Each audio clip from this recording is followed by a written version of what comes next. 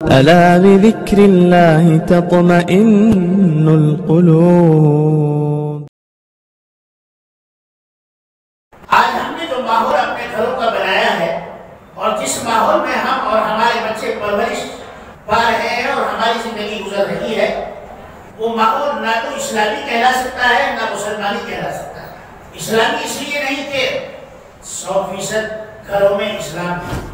میں تو سب سے پہلے اپنے آپ کو خطرات کہتا ہوں اور انسان کو سب سے پہلے اپنے نفس کو واز کہنا چاہیے کہ ہم دنیا میں اتنے ڈوب چکے ہیں کہ ہم نے اپنی آخرت کو بھلا دیا ہے۔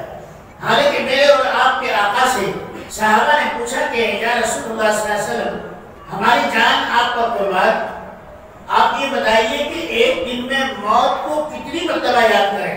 تو سرکار نے فرمایا کہ ایک دن میں کم از کم 70 مرتبہ موت کو یاد کرو۔ میرے بھائیوں، ہم اپنے گریبان میں منہ ڈال کر دیکھیں، اپنے دلوں کو ٹٹولیں کہ یا واقعی ہم موت کو اتنے مرتبہ یاد کرتے ہیں؟ نہیں۔ موت کے تذکرے سے وحشت ہوتی ہے اور مومن کا عمل یہ ہے کہ مومن کے سامنے جب موت کا ذکر آتا ہے تو اس کو مسرت